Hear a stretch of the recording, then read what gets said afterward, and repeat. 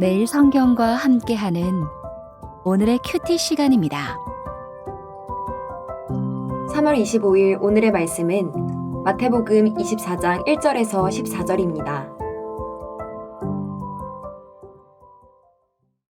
예수께서 성전에서 나와서 가실 때에 제자들이 성전 건물들을 가리켜 보이려고 나아오니 대답하여 이르시되 너희가 이 모든 것을 보지 못하느냐?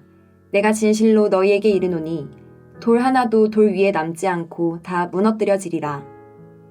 예수께서 감람산 위에 앉으셨을 때에 제자들이 조용히 와서 이르되 우리에게 이르소서 어느 때에 이런 일이 있겠사오며 또 주의 임하심과 세상 끝에는 무슨 징조가 있사오리이까. 예수께서 대답하여 이르시되 너희가 사람의 미혹을 받지 않도록 주의하라. 많은 사람이 내 이름으로 와서 이르되 나는 그리스도라 하여 많은 사람을 미혹하리라. 난리와 난리 소문을 듣겠으나 너희는 삼가 두려워하지 말라. 이런 일이 있어야 하되 아직 끝은 아니니라.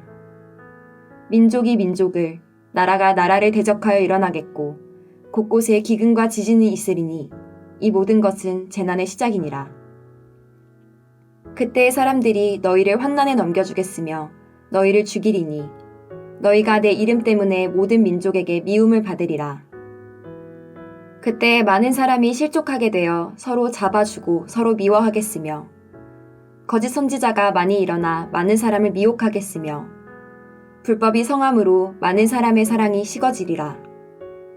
그러나 끝까지 견디는 자는 구원을 얻으리라. 이 천국 복음이 모든 민족에게 증언되기 위하여 온 세상에 전파되리니 그제야 끝이 오리라.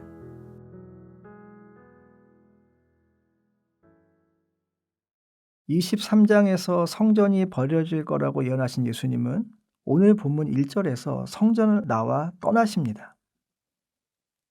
예수님이 떠나신 성전, 그것은 바로 버려진 성전입니다. 예수님은 성전을 떠나면서 예언하십니다. 돌 하나도 돌 위에 남지 않고 다 무너뜨려질 것이다. 우리는 이 예언이 주후 70년 로마에 의해서 성취되었음을 잘 알고 있습니다. 성전을 떠나시는 예수님, 그리고 예수님이 떠나신 성전의 파괴라는 그 결말, 이것은 어쩌면 오늘날 교회를 향한 엄중한 경고일지도 모릅니다. 예수님이 머리 되시는 그분의 몸된 교회가 더 이상 그분의 음성에 귀 기울이지 않는다면, 그분의 말씀을 거부한다면, 예수님이 아닌 사람이 주인되고 머리가 된다면 예수님은 더 이상 그곳에 계시지 않을 것입니다. 그리고 그분이 떠나신다면 교회는 더 이상 그분의 몸일 수 없습니다. 물론 이것은 교회에만 해당되지 않습니다.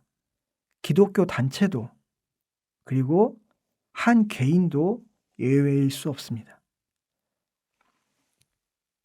성전 파괴를 예언하신 예수님이 감람산 위에 앉으시자 제자들이 조용히 와서 묻습니다. 이런 일이 언제 일어나겠습니까? 주님이 다시 오시는 때와 세상 끝날에는 어떤 징조가 있겠습니까? 예수님은 4절부터 14절에서 주님이 다시 오시기 전에 세대를 특징 짓는 상태에 관해서 말씀하십니다. 그리고 여기서 주님의 다시 오심과 종말을 기다릴 때 제자들이 공통적으로 받게 되는 고난에 대해서도 예고하십니다. 4절부터 8절에서는 전 세계를 통해 임하는 재난을 말씀하십니다. 그리고 예수님의 답은 이렇게 시작합니다. 너희가 사람의 미혹을 받지 않도록 주의하라. 많은 사건이 종말이 임한 것으로 생각하도록 제자들을 미혹할 것이기 때문입니다. 하지만 이 사건들은 현 세대의 일반적인 특징이라는 것이 예수님의 말씀입니다. 그 특징은 다음과 같습니다. 거짓 메시아가 등장해서 사람들을 미혹해 할 것입니다. 전쟁과 전쟁의 소문이 반복되겠지만 이것은 끝이 아닙니다.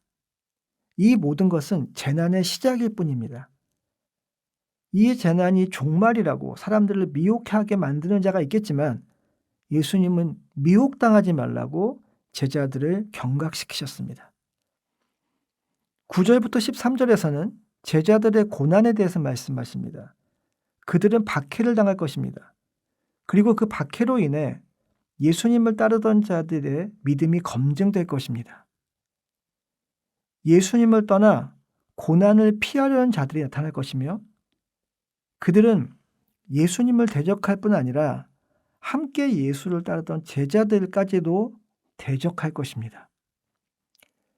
이런 배교는 어쩌면 그들이 진정한 제자가 아니었음을 입증하는 것일 수도 있습니다. 거짓 선지자가 나타나서 제자들을 미혹할 텐데 안타깝게도 많은 사람들이 그들에게 미혹될 것이라고 말씀합니다. 또한 불법이 성하고 사람들의 사랑이 식을 것이라고 말씀하십니다. 하지만 예수님은 제자들에게 중요한 약속을 주십니다. 끝까지 견디는 자는 구원을 얻으리라. 제자들이 겪을 종교적 혼란, 정치적 불안, 자연재해들, 그리고 혼란과 재난 기간에 제자들이 당하게 될 박해들을 언급하시면서 이런 것들이 마지막 때의 징조로 오해될 수 있겠지만 이것들은 재난의 시작에 불과하며 아직 끝이 아니라고.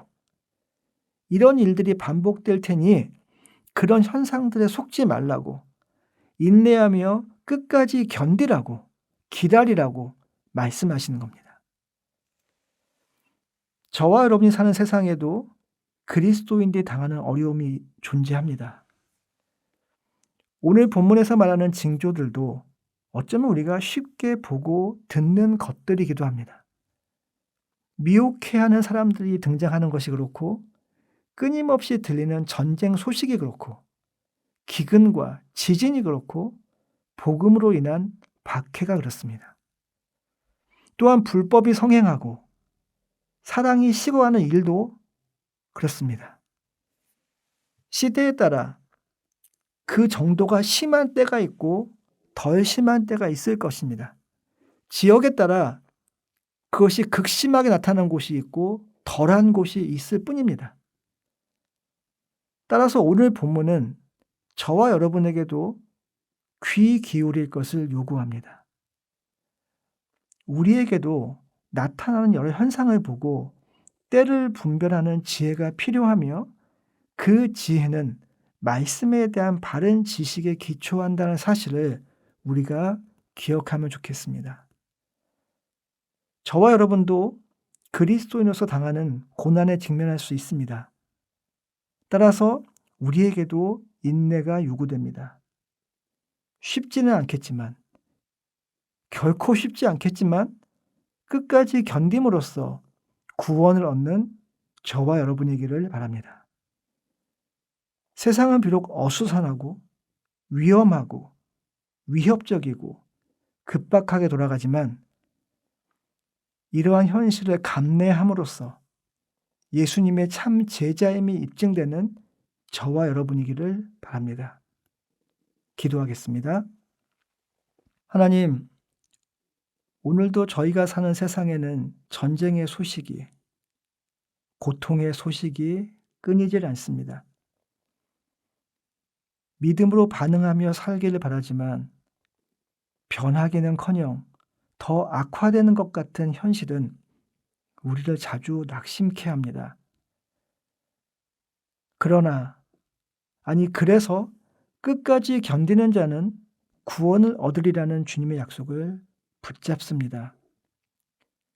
오늘 하루도 주님 주신 힘으로 버티고 견디게 하옵소서. 부족하고 연약하지만 우리를 떠나지 않으시는, 우리와 함께 하시는 임마누엘의 주님을 기억하게 하옵소서. 주님, 우리를 신실하게 하옵소서. 말씀으로 더욱 강하게 붙잡아 주옵소서. 예수님의 이름으로 기도하였습니다. 아멘.